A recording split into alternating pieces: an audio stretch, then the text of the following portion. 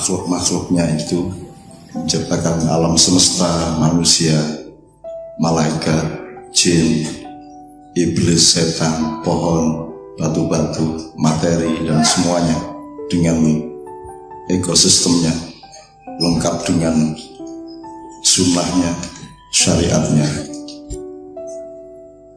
Salah satu yang bisa kita pakai untuk memandangnya adalah bahwa Allah sedang membuat rumah untuk dirinya. Jadi seluruh alam semesta dan kehidupan ini rumahnya Allah. Allah bikin rumah. Nah, Allah yang punya rumah itu dan Allah tuan rumahnya. Nah, sekarang rumah-rumah kecilnya Allah adalah Anda semua ini masing-masing. Pada lapis-lapis dari individu sampai keluarga, sampai sosial kemasyarakatan, sampai ada casing yang namanya negara, ada casing-casing yang lain yang namanya institusi, lembaga, sampai madhab, sampai itu semua casing, sampai parpol, sampai slankers, sampai platonik, sampai Endang Sukamti, sampai apapun, semua itu adalah rumahnya Allah. Jadi sohibul baitnya adalah Allah Subhanahu wa ta'ala. Maka selalu nikmatilah bahwa tuan rumah dirimu adalah Allah itu sendiri. Nah, Allah jangan diukur secara materi.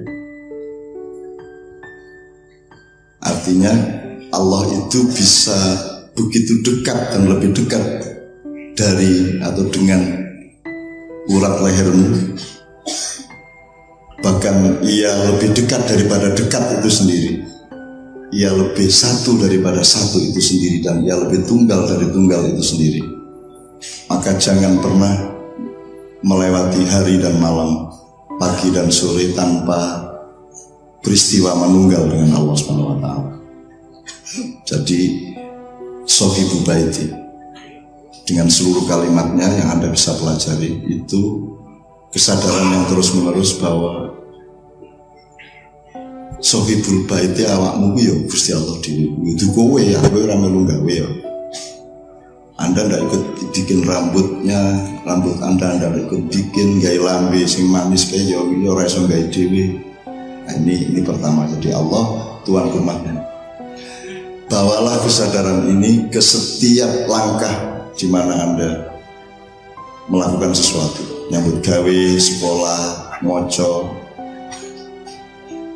Oke, jadi pokoknya itu dibawa kemana-mana dan tidak usah diserem-seremkan. Begitulah kesadaran kita. Nah, kemudian rumah ini tidak diakui.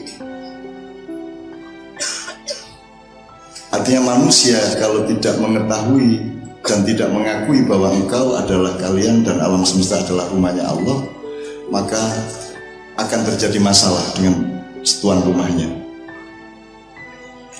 Ideologi modern, demokrasi, materialisme, sekularisme adalah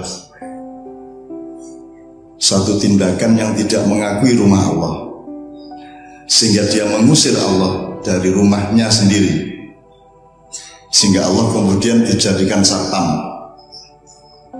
Pas butuh bingung, pas bahaya ya tulung, pas mangan lali, kan gitu.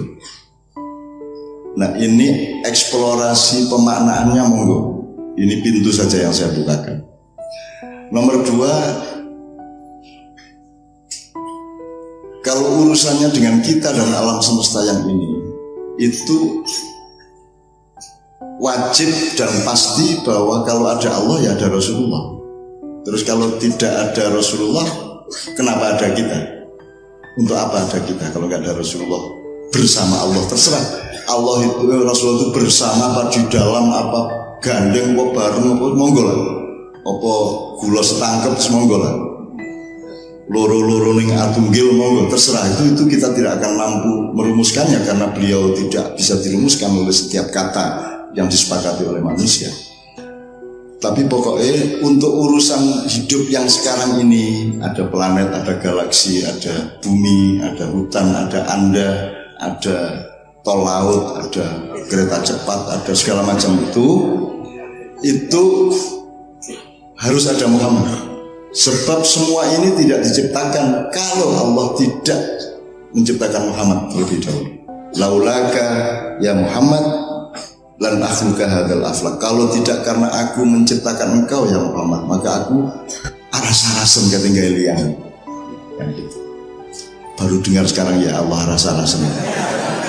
Ya itu bahasa kita, tapi setiap kata kita jangan dihakimi sebagai sesuatu yang mencoba merumuskan Allah. Allah kan maha tidak terumuskan.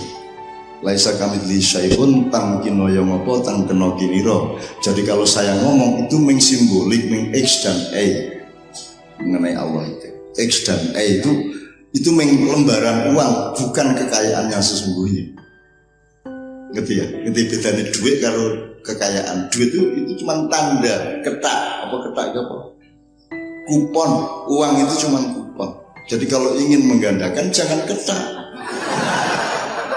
Kalau menggandakan itu ya yang benar-benar kekayaan, emas. Bikin emas sehari 1 kilo. Dan tidak usah bilang tetangga. Jual di banyak toko, terus nanti dipakai untuk bikin masjid, bikin pesantren. Dan tidak usah menawarkan diri untuk menggandakan emas. Wong kowe gawe emas sedina 1 kilo dhewe ya dadak wong-wong kok tawani. Gue suwe ono sing duwe ide menggandakan alat vital sakit mboten nah.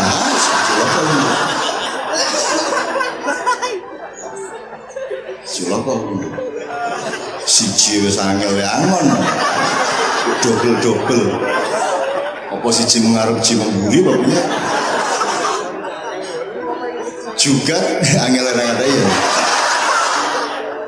Berarti akan ada desain baru celana ya.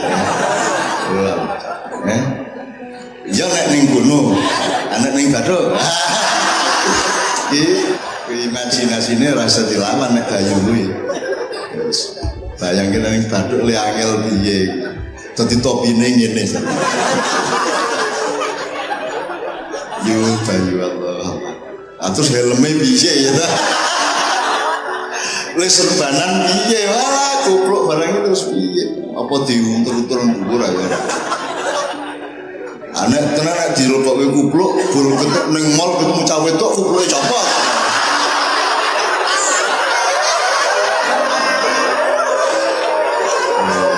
Indahnya hidup ini padahal bukan kenyataan loh, cuman khayalan loh. Khayalan aja begitu nikmat apalagi fakta gitu ya. Masya Allah, Allah itu menciptakan luar biasa indahnya.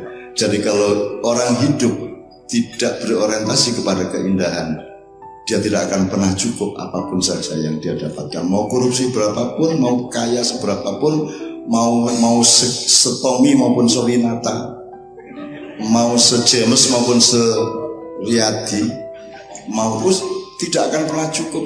Karena kecukupannya hanya disediakan oleh cinta. Begitu engkau membatalkan cinta dalam hidupmu, maka apapun saja tidak cukup. Surga pun tidak cukup. Karena surga itu peristiwa cinta. Dan tidak usah lama-lama, mbok sudah sekarang juga peristiwa cinta. Cinta dalam arti yang terukur, ada regulasinya, ada tatanannya, ada konstruksinya, dan ada batas-batas dan etikanya. Itu. Ini yang kedua. Jadi yang kedua ini Rasulullah itu ada karena ada konteks kita. Demikian juga kalau ada kita, tidak mungkin nggak ada Rasulullah. Wong urusan ini anu kok. Kok adanya geduk itu karena tela. Masa ada tela nggak ada geduk? Nah, terus kalau geduk nggak boleh ada, terus gue ngopo tela? Gue pokok jebol langsung kok kerakoti. Kan begitu. Demikian juga geduk itu tidak mungkin ada kalau tidak karena ketela, kan begitu. Begitulah Rasulullah dan kita. Maka percintaan segitiga di Ma'iyah itu tolong terus-menerus dikembangkan pemaknaan dan angle-angle tafsirnya atau tadaburnya. Itu yang kedua. Yang ketiga, teman-teman sekalian, Ini puncak dari tidak setianya manusia untuk menjadi rumahnya Allah ini membuat manusia menjadi bergolak. Rumahnya menjadi goyang-goyang karena tiangnya ingin memiliki dirinya sendiri. Akhirnya sak karep-karep dhek mlaku-mlaku cagake. Ya piangel temenan gitu iki. Gentenge ya ngono, ana genteng P3, ana genteng siji genteng P3 sijine nang Ahok, sijine nang liyane Ahok. Dadi genteng iki teng selebar karu-karuan. Jadi rumahnya Allah ini sedang dirusak. Nah, tingkat perusakan rumah Allah ini, yaitu kita itu adalah rumah Allah ya, itu sudah sampai ke tingkat yang sangat membahayakan rumah itu sendiri. Jadi Anda sedang berada dalam tingkat bahaya kehidupan yang luar biasa. Sudah mungkin bisa disebut darurat. Dan daruratnya rasa golek kata-kata, darurat sembarang wis. Darurat negara ya, darurat kebudayaan ya, darurat akhlak ya, darurat mental ya, darurat kabeh wis pokoknya. Wah, ini Mister Darurat iki pokoknya. Ini peradaban darurat. Artinya Allah diusir dari rumahnya sendiri sedemikian rupa. Kemudian ada kooptasi, penguasaan atau penindasan atau penganiayaan antar unsur-unsur rumah itu. Ada genteng yang tidak mau ditaruh di atas belandar tertentu, kan gitu. Cagake milih, aku kudu ning tengah kan gitu. Kabeh cagak njaluk ning tengah. Oke, ambruk ora omahe kira-kira. Dan seterusnya, pokoknya ada kerusakan yang luar biasa di rumah Allah ini. Penguasaan atas spirpat terhadap spirpat lain di rumah Allah yang sama itu sudah sampai tingkat yang sangat mengerikan di Indonesia. Jadi Indonesia itu adalah satu di antara dua yang secara internasional harus dikuasai, kalau tidak dihancurkan. Caranya menguasai adalah dengan memecah belah semua unsur-unsurnya, baik antar agama, intra agama, atau antar kelompok, golongan, etnik, atau apapun saja. Pokoknya dibikin tidak puzzling antara tiang dengan belandar, dengan usuk, dengan genteng. Ya piye kuwi? Bisa kok bayangke dhewe ya. Ana meneh tegel ora gelem dipasang ning nggone. Lah tinggal disimulasi saja. Jadi di dunia ini ada dua yang sedang diproses untuk dihancurkan, minimum dikuasai, diperbudak, diperjongos, diperpekate, apalagi, yaitu Islam dan Indonesia. Semua yang terjadi itu adalah penghancuran Islam dan Indonesia, bukan Malaysia. Malaysia ra penting, Myanmar ra penting, Thailand ra penting, liane ra penting. Arab dan Timur Tengah sudah hancur. Wis kerengan dhewe. Yaman wis dibom karo Arab wis ganti Hijriah dadi Masehi gitu. Nyenengke kuwi, nyenengke. Dadi wis ora Dzulhijjah, wis ora penting. Jadi wis Januari, Februari dan seterusnya. Dan kalau kita kerja di Arab, syaratnya adalah bisa bahasa Inggris. Kuwi nyenengke meneh kuwi. Nyenengke meneh kuwi. Jadi ibaratnya untuk kerja di perusahaan malaikat harus berpakaian iblis kan gitu. Nyenengke. Aku seneng tenan perkembangan dunia iki jan asik tenan guys. Nah, teman-teman sekalian, saya tidak ingin berkepanjangan, tapi harus ada kunci yang jelas pada Anda pada malam hari ini. Seluruh yang Anda ributkan sekarang di Jakarta, dimanapun, itu hanya mercon yang dibanting. Dan Anda jangan terseret untuk memfokuskan diri pada mercon itu, meskipun mercon itu tetap harus Anda atas. Tetapi harus Anda tahu bahwa itu mercon dibanting atau peluru ditembakkan. Anda harus tahu bedilnya apa, bedilnya di mana, dan tangan yang megang bedil itu siapa, dan yang megang bedil nembak ini siapa, yang nyuruh dia, dibiayai berapa. Kita berada dalam situasi di mana Anda betul-betul sedang pelan-pelan digerogoti dan dikuasai. Dan Indonesia adalah pusatnya Islam, kan gitu. Bukan Arab Saudi. Islam itu di Indonesia, di mana orang Islam berkumpul berpuluh-puluh ribu tiap malam di mana-mana, itu berarti pusatnya di sini, Pak Yai. Maka Indonesia sangat strategis untuk menghancurkan dua hal itu, yaitu Indonesia itu sendiri dan Islam. Dan seluruh peristiwa politik, udah semua. Jadi rumahnya sedang dihancurkan, minimum dikuasai. Jadi gue jadi satpam, jadi pol kepala bagian, pol. Kepala bagian satpam.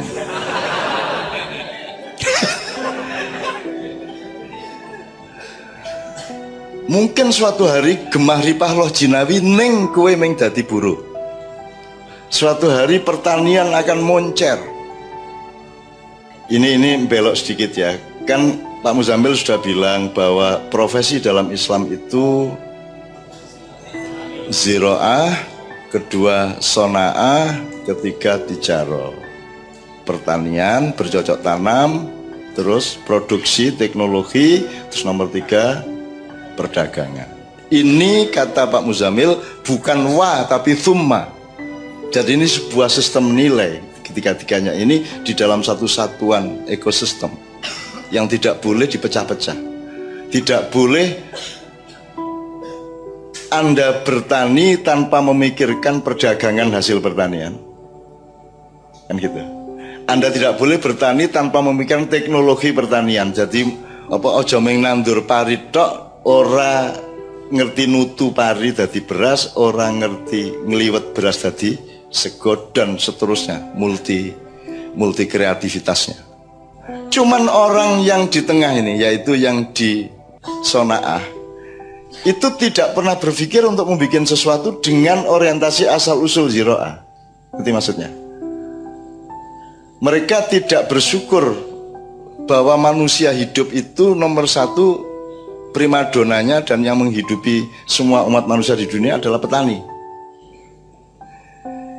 Jadi Anda berteknologi, Anda berdagang tanpa memperhatikan betapa pentingnya pertanian. Jadi karena thumma ya, kemudian bukan dan, terkait satu sama lain, dialektis, kohesif ketiga-tiganya.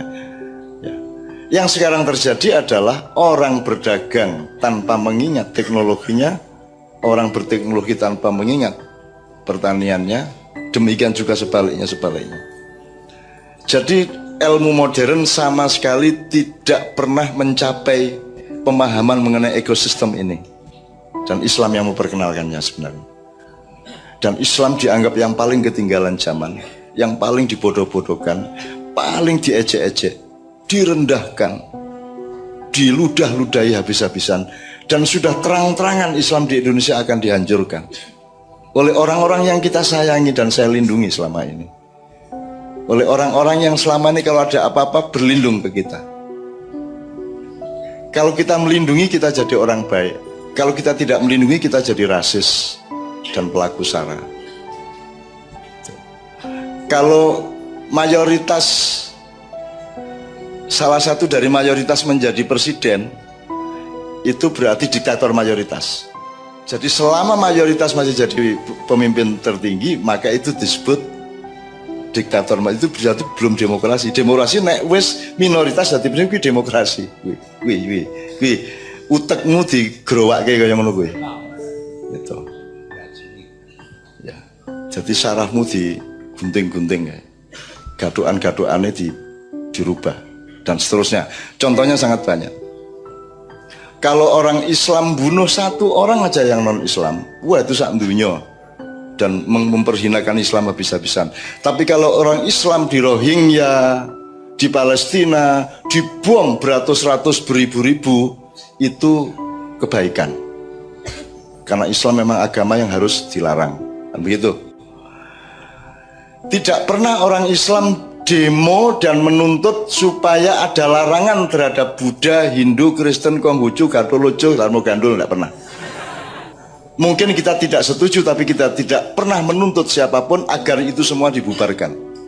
Tapi demo di Eropa, di Amerika, di mana-mana menuntut Islam dibubarkan. Nah, ini kan rumah yang tidak tahu penghuninya. Nek kita balik, lah rumah samu kowe iki piye kowe iki? Ora nanti pikir meneh to. Engko kecelek lho kowe. Kecelek wis to. Apa meneh ning Indonesia? Iki wah, Indonesia iki siluman-siluman. Ra cetha iki gendruwo apa copet apa. Tuyul wis dadi siji ra karuan ning Indonesia. Hati-hati kena jajah Indonesia. Gitu ya. Oke. Itu yang kedua dengan Rasulullah tadi, terus belok ke Ziro'ah dan seterusnya tadi. Terus yang ketiga gini teman-teman sekalian. Seluruh proses penghancuran, kemiringan, keambruan, keprotolan rumahnya Allah yang disebut manusia dan kebudayaan dan negaranya itu, maknanya selalu adalah kalau bukan azab maka dia peringatan atau dia ujian. Nah, teman-teman sekalian, bagi siapa keadaan yang penuh kehancuran ini merupakan azab, dan bagi siapa dia merupakan peringatan, dan bagi siapa dia merupakan ujian? Saya ainul yakin, udhunul yakin, ruhul yakin, hakul yakin, all yakin. Angel iki. Urung ono iki ning buku fikih all yakin iki. Iki sejajar dengan I love you full iki. Saya yakin seyakin-yakinnya bahwa bagi orang-orang yang duduk di hadapan saya beratus-ratus beribu-ribu setiap malam di semua tempat di mana saya datang, bagi mereka ini adalah ujian.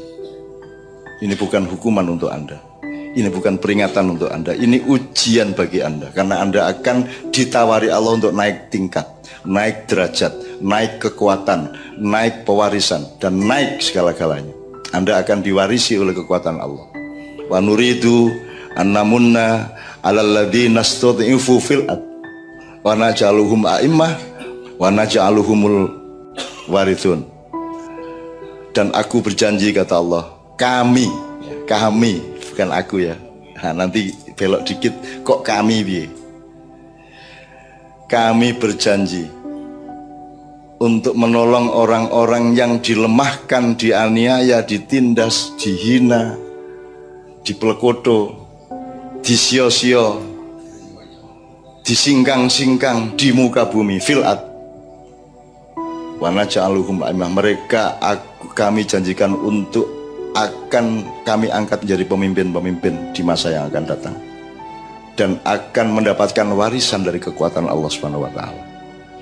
Dan saya yakin seyakin-yakinnya, Anda tidak datang ke sini dan tidak datang ke setiap ma'yahan kecuali, atau kalau tidak, Anda adalah orang yang memang dijanjikan oleh Allah untuk menjadi pemimpin dan mendapat warisan kekuatan dan kasih sayang dari Allah Subhanahu wa taala. Karena wanuridu tadi, kami menghendaki tadi, yang disebut kami itu bukan hanya Allah dan para stafnya atau para malaikat. Kami itu termasuk engkau semua ini. Karena rumusnya adalah la yughayyiru ma biqaumin hatta yughayyiru ma bi anfusihim. Jadi pelaku utama perubahan adalah Anda. Tetapi yang menggolkan perubahan Allah. Tapi sing macul pertama kudu kowe. Aja yo mengkerik ning pinggir sawah pun di perubahane. Ora cukul-cukul iki. Oke, sekarang terakhir teman-teman sekalian.